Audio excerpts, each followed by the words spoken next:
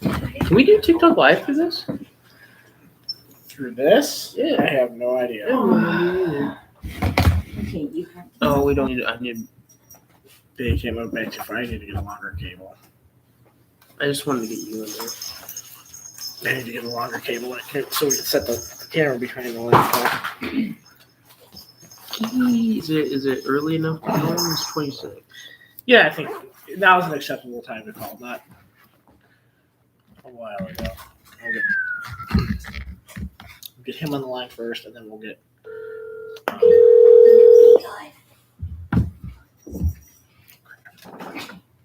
This is Tyler. Hey Tyler, this is John with Between Two Jeeps. How you doing? I'm doing well. How are you doing? Oh, hey, pretty good, man. Hey, so how we're gonna do this is I have you actually hooked up to our mic and our recording system. We're kind of just gonna do an audio, but then we're also gonna like live stream and make a video with you and your voice. Is that okay? Yeah, that works. All right, man.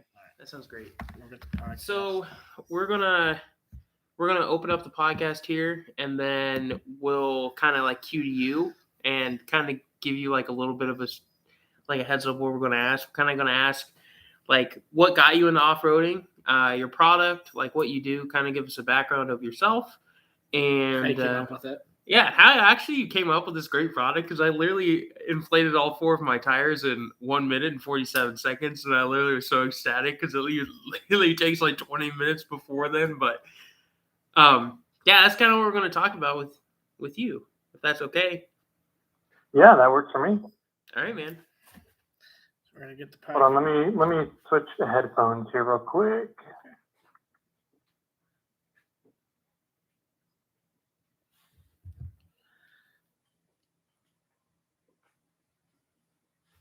All right, is that any better? Oh, I don't have any sound on these ones. Yeah, we got you loud and clear. Actually, Yeah, I say we have good audio from your end. Hold on a sec. Okay. Number 4 is all the way turned off. Okay, now I got audio. Here we go. Yep. And we can hear you great. So. Cool. All right. We're gonna go ahead and fire up the podcast to get going. Hey guys. Sounds good. Hey guys, this is Steve and John from Between Two Jeeps, and we hope you guys had a what. We got to restart. Yeah. I got tongue twisted. Jeez. Damn it. Sorry, Tyler. I apologize. That was my fault. All right. Ready? Hey guys, this is John and Steve from Between Two Jeeps. We guys hope that you had a wonderful week this week. And this episode is actually kind of a special episode we got going on today. I have one of my sponsors actually on our podcast for this evening. Steve, you want to kind of give an overview on that? Yeah, so we're going to be interviewing Tyler from Morrflate, and he's going to talk about, kind of the products that they offer and some of the ingenious things that they've come up with to kind of change the off-roading community and make wheeling a little less painful when you're done. So one of his products that actually me and Steve both have is, what do you want to? It's the quad inflator or the quad deflator. It does both. Well, it does both, but yeah. Anyways, so I have the extended version of it, and it fits JTs and full size trucks, and that's why I got it, because we got a few gladiators in our club and stuff like that. But let me kind of tell you about this product. Kind of give my little spiel about it real quick. Okay. It's a wonderful product. I was able to deflate all of my tires within less than a minute, yep. And then I was able to inflate all of my tires. And actually, Bill timed me up at Drummond, and it was 1 minute and 47 seconds, which was outstanding in comparison to what we used to do. I remember when we were down in Salt Creek, which is Vinton County, it took us about 15, 20 minutes per each rig. Yeah, per Jeep. And so it's going to be faster once we get powered. Yeah, I know. And I'm really excited for that. So anyways, so further ado, this is Tyler from Morrflate. So Tyler, why don't you tell us a little bit about yourself and the product that you have to offer? Hey, how's it going, guys? Yeah, no, it's been a lot of fun. It's been it was purely born out of me just being really lazy. And I was like, I'm 6'4", so I'm not a small guy by any means. And bending down and squatting at tires to air up and air down was just atrocious, right? It's just the worst feeling. My knees get stuck if I stay squatting for too long. I can't stand back up. feel like an 80-year-old man or something, and I'm 33. So I was like, there's got to be a better way to freaking do this, man. Right. So I literally looked around and found a couple of, DIY designs. I think a lot of people end up doing something like that. And I was like, these designs all suck. They use terrible hoses. They use really bad parts. The parts are not really ergonomic. They rip up the things on your vehicle. I was like, there's got to be better parts out. So I started diving into it and digging deep. And after about 6 years of trying to find different sources for parts, different vendors, trying to find the parts that actually work together in a seamless configuration that's just really nice to use, I was like, hey, we actually have something now. And after I kind of completed it, I had a few buddies that were like, hey, that's pretty sweet. Can you make me one? I was like, sure, just, pay for the parts and I'll make one for you and throw it together. And it kind of just turned into that. And then people in my club started asking for them. And then as soon as COVID hit, it was like, oh man, now the only thing people have to do is go outside and play with vehicles or go camping or something. And it just exploded from there. And it's just been a really neat journey to see something that was just born because I was lazy and turned into what it's turned into today. So it's been a lot of fun. Yeah. So you mentioned off-roading in your club. So what do you currently wheel? What kind of vehicle? Oh man, this is going to be a long episode now, I can tell. So this is I have a 1994 4Runner that is about as far from stock as you can make a 1994 4Runner. Awesome. So I've got a solid axle under it. So currently I have an 85 Toyota mini truck axle in the front. I've got an IFS with rear axle in the rear. I've done a 3.4 swap on it. So I have the 3.4 engine out of the later model 4Runner Tacoma there.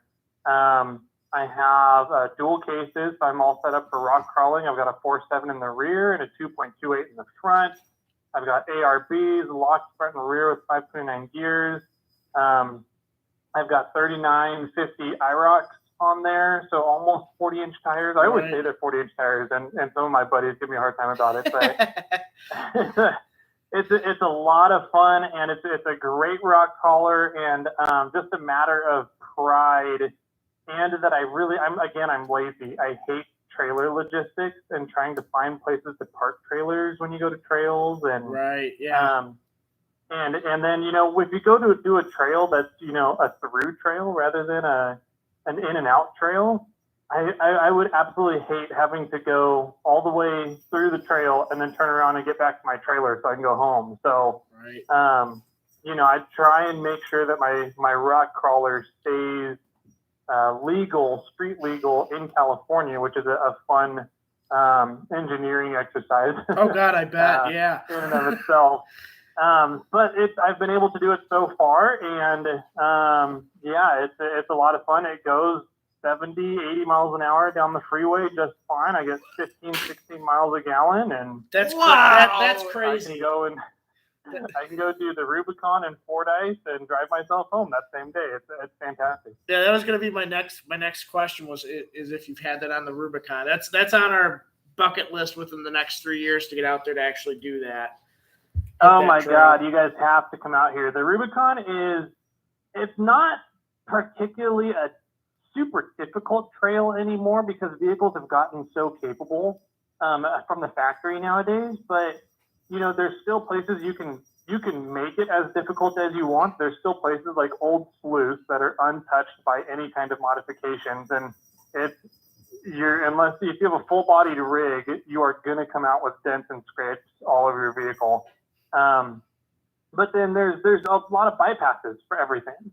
And so you can get through the Rubicon now on 33s with a rear locker, 33s and no locker if you're really skilled and you're okay with winching in a couple spots. But what's really cool about the Rubicon is the history and the views that you get. I haven't found another trail in California at least that has the same views that you get to see in the same experience you get to experience as the Rubicon. So that's the main reason why I think everybody has to come out and enjoy it at least once. Yeah. It's next year we're going to Moab for a week.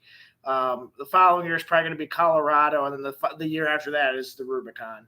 So we're kind of moving our way slowly west, but our view is the same thing. It's like some of the trails that we do for skill and to enjoy in the wheeling event. Some of them we do that aren't that difficult, but you just get some fantastic views and vistas, and get those photographs and those memories. Absolutely, yeah. When you guys make it out here, definitely hit me up. I live 2 hours from the trailhead at Rubicon, so I spend a lot of time up there during the summer. Awesome. Man, I wish we could say that we live, 2 hours away from some awesome wheeling, just beautiful area. Unfortunately, when we're at Ohio, we have to drive pretty much everywhere we want to go. Hours. But we do. We go into the Smokies a lot, up into the Upper Peninsula of Michigan. Yeah, kind of all over. So I've heard that the Black Hills have some really, really cool wheeling over there in South Dakota. Yeah, they do a lot of snow wheeling up there, and oh my gosh, some of the pictures that they get from that and the snowdrifts that they drive through, holy smokes. I mean, some of the vehicles that are driving through, they're up on 44s, and those snowdrifts are just eating them, and you go, oh my God. Like, that's awesome. I know. You see people rock crawling, like, oh, these big rocks are going over, but when you see like a full-size rig just totally disappear into a snowdrift, you're like, what? Like, where the hell did they go? It's pretty tall. You're just gone. And then they have to get winched out, and there's snow filling everything. You're just like, wow, geez Louise. Yeah. That's fantastic. Yeah. Snow wheeling is my favorite style of wheeling. I absolutely love it. But the snow here in the high Sierras is a very, very different snow than what you guys get over in Ohio or even South Dakota, anything around there. You guys get a very cold, dry snow, kind of almost like a fluff. And, here we like to call it the high Sierra cement during the winter time. It's a very wet, sticky, slushy crap that's difficult to get anywhere in. So anyways, man, I actually had a question. So when you were designing the product and keeping in mind, well, I guess onboard air, that's where I'm going with it. Like, that hooks up to onboard air, correct? You could, yes. Oh, okay. Yeah. I'm sorry. That was a dumb question. Never mind. We just answered our own question. You just answered your own question. Do you actually offer onboard air compressors throughout your little company? Yeah, not yet. We've only been on the market for, we're going on 3 years. It'll be 3 years in January. So we really just wanted to get a really good footprint and build a good brand, right? We want to make sure that my biggest goal is that customers are taken care of, they have a great experience, and they have fun, and they're able to go out and enjoy off-roading. And if we can take, like you said, some of the pain out of airing up and airing down so that you're not like just absolutely dreading getting to the trailhead and then dreading when you go home because you have to go through this 30 to 40-minute process airing up and down. That's what it's all about for us. So we've tried to make sure that we have a really good footprint, a really good brand, a name for ourselves that people trust and that they feel excited to be around. Now that we've kind of been noticing that we have that, we're going to start moving into some other ideas. And we did launch our 10.6 compressor here recently, but it was a super, super limited run of compressors because I wasn't sure if there was going to be so much demand for that high output of a compressor, because when you run a compressor that puts out that much air, you cannot use it on one tire at a time. Right. No. You're just gonna blow up the compressor. It pushes too much air than what one tire can accept. Right. So you really have to be using a multi-tire inflation-deflation kit. And I was like, I don't know, really, is there that much demand out there for this type of high output compressor? And we sold out through our limited batch in less than a month. And I was like, oh, okay then. Yeah, there is. Yeah, because I did get on your guys' site because I have an Air Armor compressor right now, and I mean, it works with the tool, but it does take a while because the compressor doesn't have a lot of CFM. And I looked at your guys' site at those, and I was like, man, that'd be awesome. I saw sold out. I'm like, oh no. Yep, it is.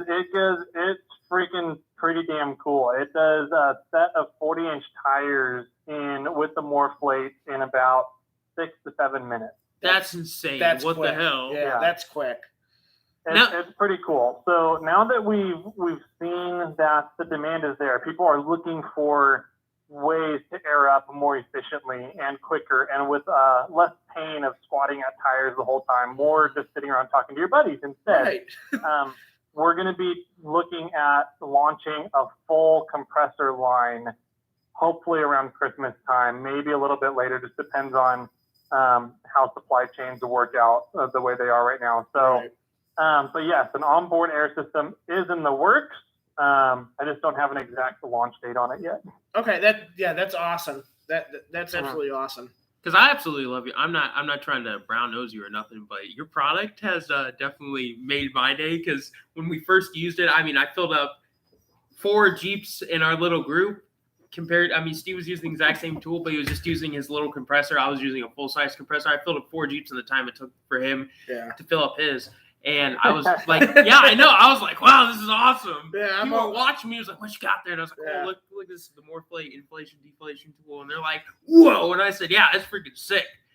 And Steve was the one who turned me onto the actual tool. And I was like, okay, all right, I'm going to apply for the sponsorship, see where it goes. Because I'm like, I love talking about stuff. And that's all I do. And so I did. And then I was like, wow. And then I get to try it out now too. Oh, man, it's cool stuff. It's cool shit. Sorry, but like it's awesome. Yeah, because the first time we saw mine, we were up in Michigan wheeling, and I got it out, and I'm over there airing down all 4 tires at the same time, and everybody's like, "What's that?" I'm like, "Oh, funny you should ask." So I gave you guys a. Let me tell you. Yeah, let me tell you about it.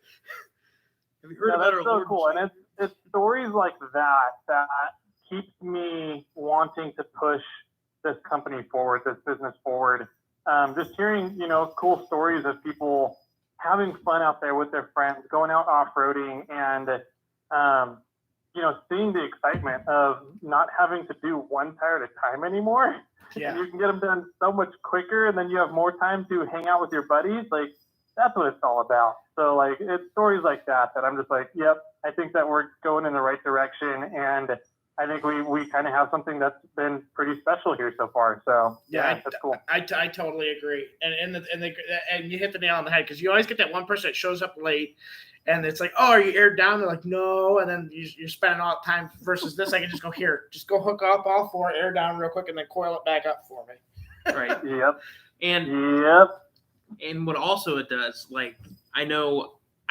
I want to upsell you really, really awesome. I'm just really actually excited to talk to you. I'm going to take a moment and say thank you for actually coming on here and thank you for talking about your amazing product. It's absolutely amazing. We're both very satisfied.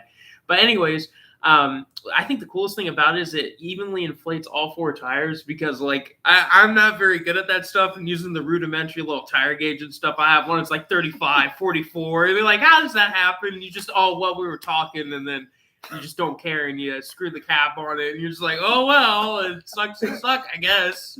You just deal with it. They're like, oh, your tire tread's screwed, whatever. It's fine. You just keep going and you just keep wheeling. But this has definitely changed our entire wheeling. I don't know, just changed timeline. it. Yeah, it's made it much better.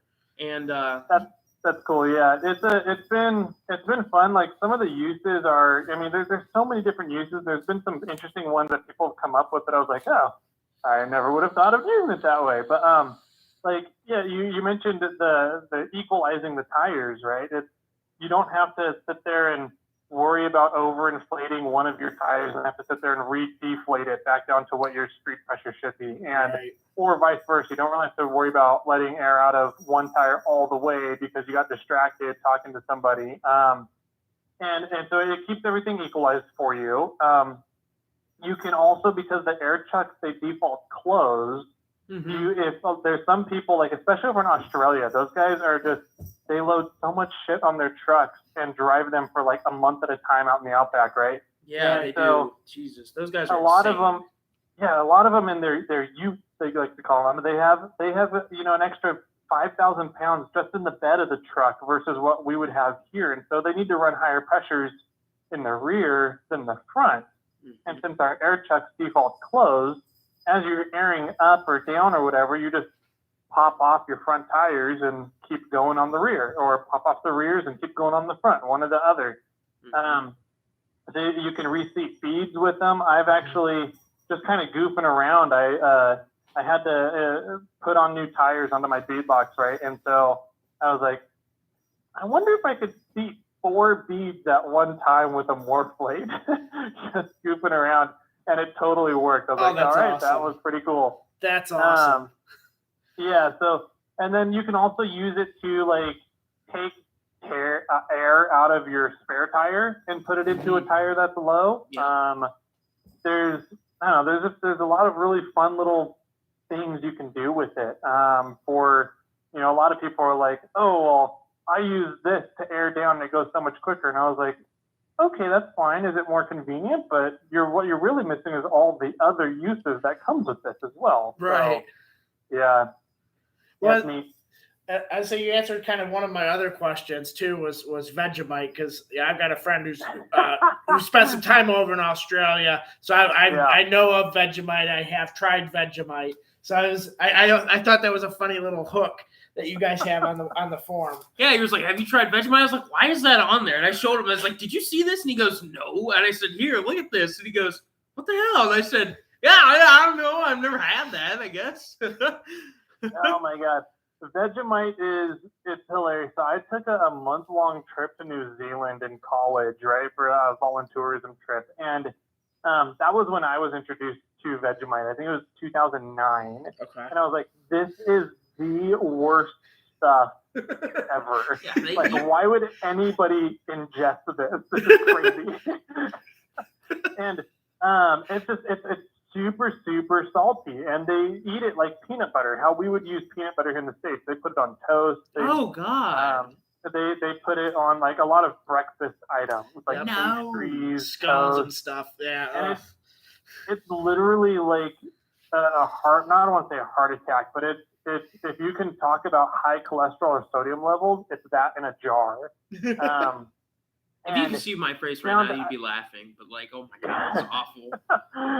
It's pretty bad. But I found out a little bit later after that trip, I was like, all right, what the hell is this stuff actually? And I went looking and digging around, right? And turns out Vegemite is made from all the crap that's left over after brewing beer. So it's all of the residual leftovers of brewing all the hops and everything after they're used and dissipated and done with the yeast from brewing beer. After that's all used up, essentially, it just kind of gets into the bottom of the holding tank, and they make Vegemite out of that. I wonder who thought that was a good idea. Hey, you know what sounds really good? This refuse is actually trash, and only farm animals eat it, but we're going to add a lot of salt and put it on food. You think that's a good idea? Yeah, it's so crazy, man. They're like, all right, sounds good. Terrible. Right? Terrible. Yeah, I'm like, man, whoever saw that sitting in the bottom of a beer brewing container and thought, desperate. You know what? We should try to eat some of that. They're crazy people. Oh man! It just goes with the whole Australian thing, though. Yeah. Anyways, I want you, Tyler, to actually tell us one of your favorite either wheeling stories or favorite stories since you started Morrflate, or just something. I don't know. Just something cool. I don't know about okay. One of my favorite stories from wheeling has actually kind of come out of this year. It was the first time I flopped my 4Runner on its side. And we were in Moab. And so we were in Moab for the Cruise Moab event this year, 2021. And so I do a podcast with my co-host. It's called Snail Trail 4x4. And we went to the Cruise Moab event to get some interviews with people and attend to the event and talk about it and everything. So while we were there, I had never been to Moab before. And so I was like, all right, I have to do Hell's Revenge and Hell's Gate while I'm here. other than that, I mean, there's other things that I would probably like to do. Top of the world is probably up there. Like, I got to do the quintessential tourist off-road tourist trails in Moab while I'm there the first time, right? Little kiosks on the side selling gifts. Yeah, and so we go and we do Hell's Revenge the first day, and it rained on us. Like, not just rained, it stormed on us for about 4 hours straight, going through Hell's Revenge. And we're stopped at lunch at Hell's Gate at the top there. There's like this big dirt clearing at the top of Hell's Gate. We're stopped there having lunch, and it's just downpouring around us. And the rain subsided most all the way for about 45 minutes. And so the guy goes, all right, if anybody wants to go do Hell's Gate, you're more than welcome to, but we're not allowed to help you. And I was like, what? Okay, whatever. I'm here. I'm still gonna do it. Like, right. You came all that way. Yeah, I traveled 13 and a half, 14 hours to get out here. I'm gonna do it. So I drove down, the downside, hit the big loop, the obstacle Hell's Gate. And so I went down the downside and get down the stage kind of at the bottom, and there's a few people in front of us that decided they wanted to take advantage of the lull in the rain to go down and do it as well. And there was maybe, I think, 5 rigs in front of us, and 3 of them flopped. Ooh. Because, typically Hell's Gate in Moab, you have tons of traction when it's dry. Right. But Slick Rock, when it gets wet, what happens is all that rubber that's on the rocks that you see in Moab, all the rubber tracks on the rocks, the red rocks, it all gets washed off every single time it rains. So that, combined with the water and the wet ground, made it so that there was not a lot of traction on Hell's Gate. And so, I watched 3 rigs flop ahead of me, and then I went up, and my co-host Jimmy was helping guide me up, spot me up. And it was, for the most part, going okay. And then there was one spot where I just could not stay up on the passenger side wall. Mm-hmm. And I was like, man, how are we going to do this? Like, am I just not lined up properly? My rear passenger tire kept slipping down off the wall into the hole.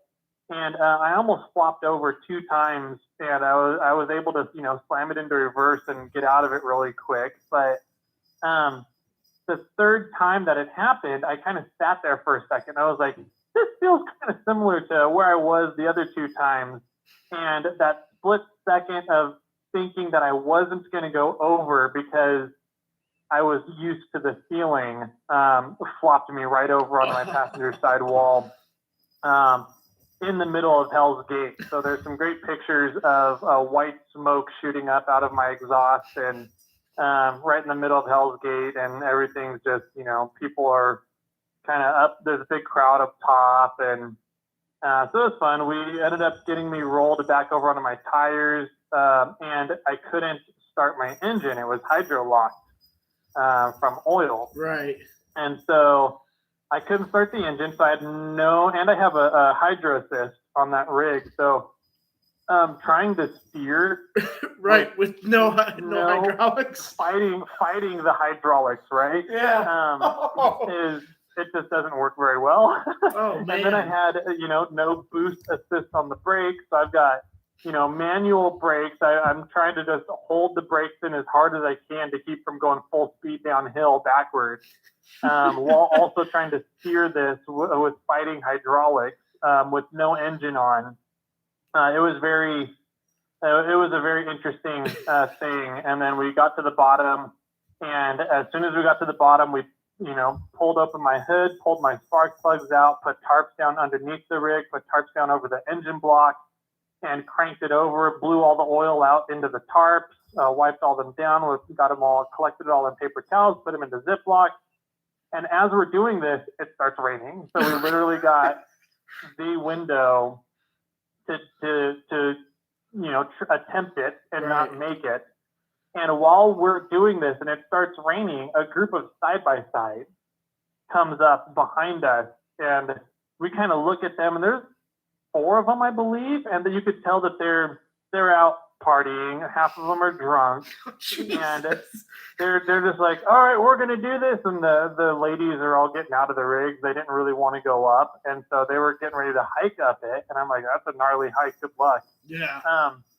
And so the first rig goes up, and he makes it to the same point that I did. And then instead of finessing his way up with it being slick because of the rain, he just gunned it on the accelerator, and his front end went straight up in the air and then came straight over backwards. Oh, God.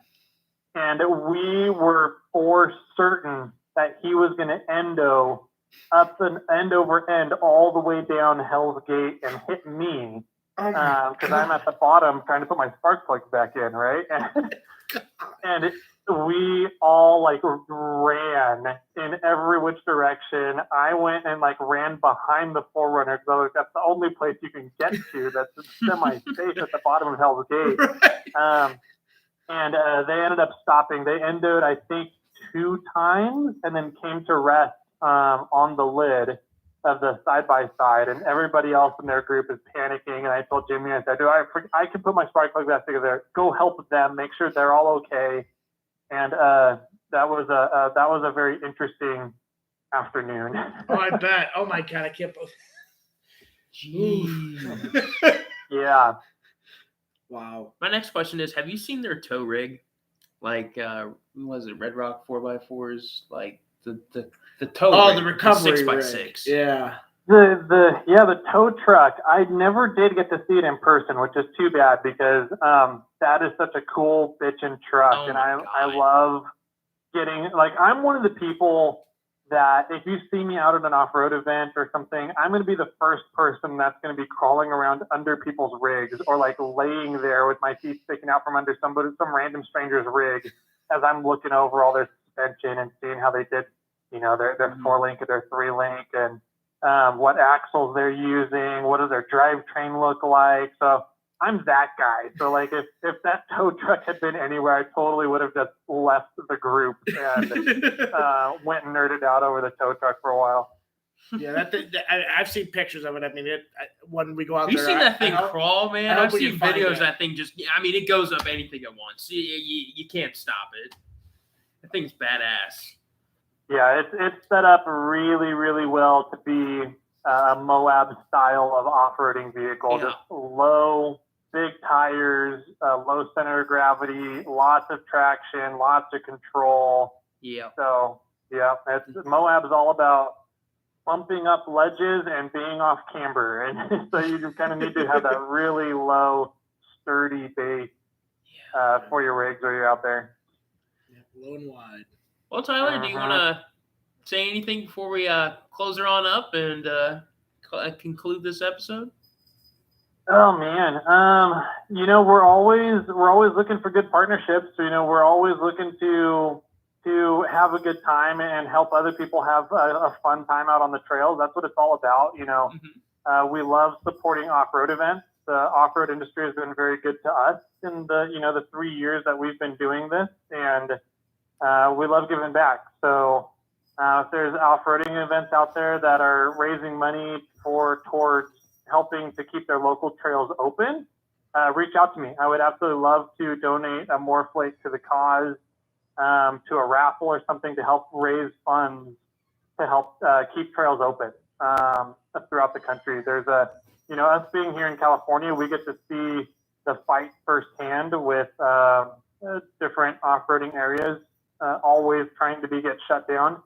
So it's a little personal to us, but it's definitely something that we love supporting nationwide. So, yeah. Awesome. Yeah, we support, like, I belong to Red Rock 4-wheelers just because, I know that the money with them, with their mud fund, goes to help keep the stuff out in Moab open. Yeah, absolutely. And there's other clubs like down in the Smokies that are up against the same thing. The Forestry Service wants to keep coming in and taking over roads and trails and shutting them down. So I'll definitely keep that in mind as we run into people when we're in Slade for stuff. Yeah, Slade, Kentucky. Yep, absolutely. Yeah, Slade, Kentucky. We'll tell you a little bit of a story before we close. Slade, Kentucky is actually probably one of the biggest areas that we've seen trying to be like reclaimed. But then this club is actively like working with the counties because this trail, the cat. How many miles is the cat? It's the Kentucky Adventure Trail. It's 1,300 miles through Kentucky, West Virginia, and Tennessee, all up in the Smokies. Yep. In the mountains. And then there's that would be cool. Daniel Boone's Backwoods Byway. It's just a little snippet of it. It's probably about like 300-400 miles that we're actually doing in October. But yeah, it's a really neat little trail. Well, it's pretty hard. But anyways, beside the point, this club, like what you're saying, is actually going in there and they have reclaimed and actually take like ownership of a lot of it too. Because they're like, we want to preserve this, and so we need you guys to do this, and then we need this. Because we went to one of their events, and I was like, wow, this is really neat. He's like, yeah, it was almost reclaimed by, the counties? No, the Forestry Service. U.S. Forestry Service. And then they ended up getting a lawyer and fighting them and then agreeing to maintain like a 40-mile section of the trail. Nice. To keep it open, so it's like, if we keep this nice, can we have the rest? And they're like, yeah, whatever. Yeah, and that I would love to see more of that happen. Like, that's the main reason why trails we are able to keep trails here in California is clubs and the off-roaders that frequent those trails step up and say, well, then we'll maintain it. We'll keep it up to the standards that is forestry standards. That way we don't have to rely on the forestry to maintain trails because we know that's not going to happen. Right. And if they don't get maintained, lawsuits happen. People come in and say, oh, this trail is not getting maintained, so it needs to be shut down because it's not being properly kept. Yep. And so if the forestry can't do it, we need to. It's a big thing, and I absolutely love hearing stories and seeing people step up to take care of the trails in their backyard that they're a part of and make it really a part of them and their community. So that's cool. Awesome. Yeah, it is. Well, Steve, do you have anything to say? No, I know, but Tyler, thank you so much for your time, and we really appreciate getting you on the podcast, and we are pushing the product because, man, we both love it. We're trying to enlighten everybody else as to the way of multi, being able to do everything with your tires all at once. It is a really great product, and like I said, we want to say thank you and thank you for coming on here. Well, anyways, Absolutely. Guys. Thank you so much for having me, man. It's fun to talk to people and share stories. So, yeah. Yeah, man. Sounds awesome. Anyways, guys, this is John and Steve from Between Two Jeeps. We hope that you guys have a wonderful rest of your weekend. And remember to check our events tab page for our trip down to Slade, Kentucky, and also our meet and greet that we're doing. We didn't get to talk about that. Damn. But that's fine. We'll get it in the next episode. We have a meet and greet coming up in November that we want to meet our followers. We want to meet you guys. There's going to be a little hiking, and there's going to be a little bit of wheeling as well, too. So anyways, guys, have a great week. All right, Tyler. Hey, well, I'm going to hang up the phone now, and we'll stay in contact. How's that sound? Hey, sounds good, guys. When is this podcast going to be releasing? I'll share it on our social media channels and on Morrflate's channel and everything. I'll set it. I'll queue it up it's going to publish tonight. So it'll be on the Anchor platform and the Spotify and all that. Probably within the next about hour, I would say. Okay, awesome. I will make sure that our posts, a lot of our posts and activity for tomorrow shares some of the podcasts so we can drive some more traffic to you guys and have a good time. Awesome. Well, thank you so much. I appreciate that. Yeah, anytime, guys. Hey, well, have a lovely evening, Tyler. Thank you so much. Hey, you too, guys. Hey, yeah. All right, bye. Bye. That was so cool. That was so cool. Yeah, it was.